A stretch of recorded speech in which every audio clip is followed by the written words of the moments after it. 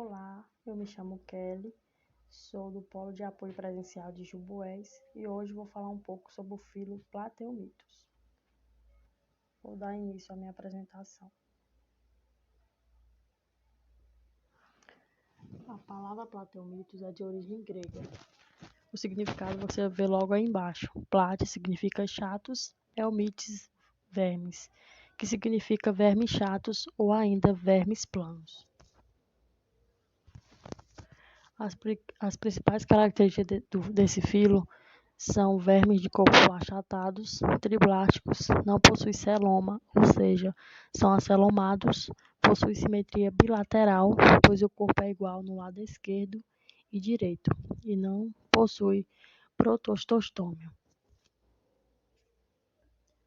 O sistema nervoso é ganglionar, ou seja, ao início da formação do encéfalo. É também nos plateumitos em que aparece o primeiro sistema excretor, porém ainda de forma bastante rudimentar.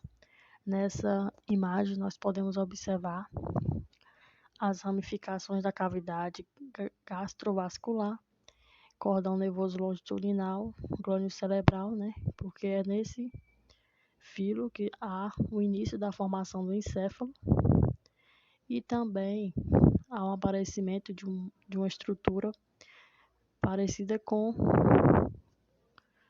se fosse um sistema excretor, porém esse sistema não é muito bem desenvolvido.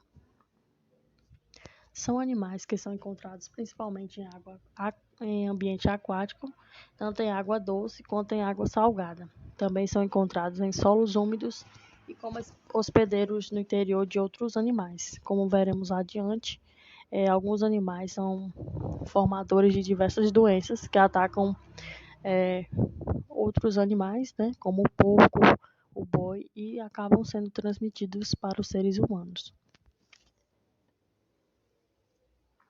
Mais adiante, vamos ver a fisiologia desse animal. No sistema digestório incompleto, o sistema digestório é incompleto ou ausente. No sistema digestório incompleto, o alimento digerido sai pelo mesmo lugar que entra. Isso que caracteriza um sistema digestório incompleto, ou seja, eles não possuem o sistema excretor. Então, quando eles ingerem alimentos, esse alimento vai ser digerido e as fezes serão lançadas para fora pela boca. Esses animais não possuem sistema respiratório nem circulatório. Portanto, as trocas gasosas e a absorção de nutrientes ocorrem por difusão, ou seja, os gases passam de célula para célula, pois não existe o sistema respiratório nos plateumites.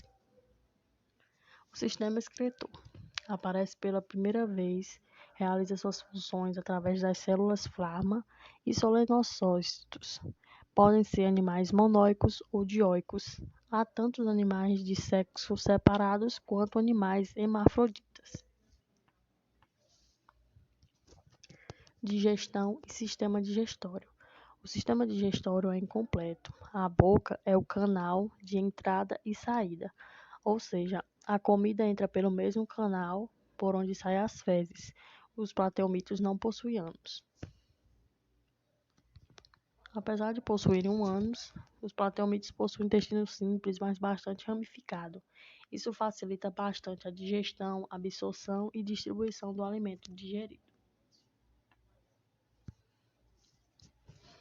Nessa imagem vemos os ramos posteriores do intestino, ramo anterior do intestino, océolos, aurícula, boca e faringe.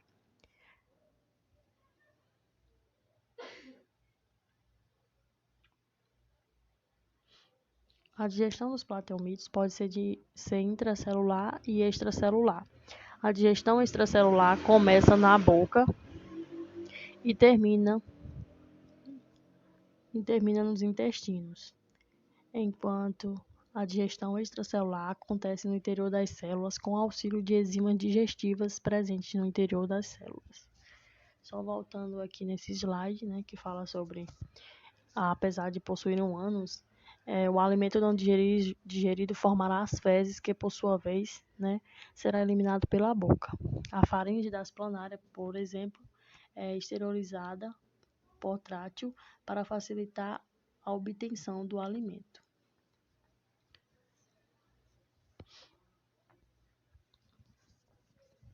O sistema nervoso dos plateumitos é ganglionar e é o primeiro sistema nervoso do reino animal a apresentar um processo de cefalização. Há dois glândulos que se ligam a dois cordões nervosos que vão ligar todo o corpo dos plateumitos até a região da cabeça. Nós podemos observar o glândulo cerebral e os océlulos e outros cordão nervoso, nervos, que compõem o corpo desse animal. Isto quer dizer, que esses vermes possuem na região da cabeça, como vocês podem ver aqui, possui na região da cabeça algumas estruturas nervosas, possui também um par de océlulos que vão ajudar na percepção de luz. Circulação. Não existe sistema circulatório nos plateumitos. Os nutrientes são enviados para todo o corpo dos plateumitos através do intestino, que se ramifica por todo o corpo. Como não há circulação, os nutrientes passam de célula para célula através de difusão.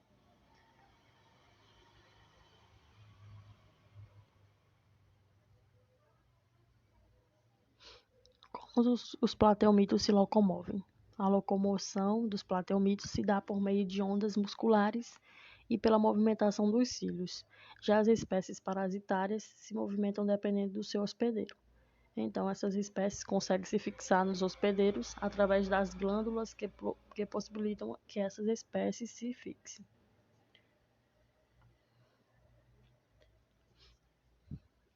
Os plateumitos são triblásticos, ou seja, possuem os 3 folhetos germinativos, endoderme, mesoderme e ectoderme.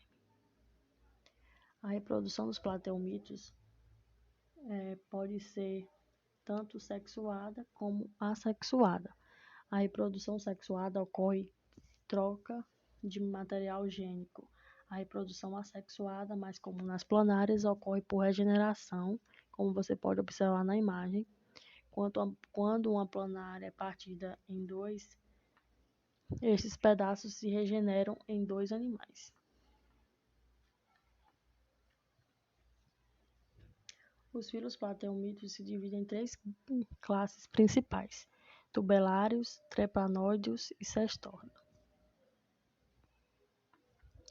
Há algumas doenças que são causadas por esses plateumitos são esquistossomose, tenísio solitária, cisticercose, hidatidose e fasciolose. A tênia é formada por uma verminose provocada pela formadura dos plateumitos Taenia solium e Taenia saginata, que podem se alojar no homem através da carne do porco e também do boi. No caso da Taenia solium é o porco e para a Taenia saginata é o boi. Os ovos, você pode acompanhar na imagem, da tênia são eliminados pelas fezes de humanos contaminados. Desse modo, podem contaminar o solo, a água e os animais. E os alimentos, desculpe. Os ovos da tênia podem ser ingeridos pelos hospedeiros intermediários, no caso, o boi ou o porco. Na imagem nós temos o porco.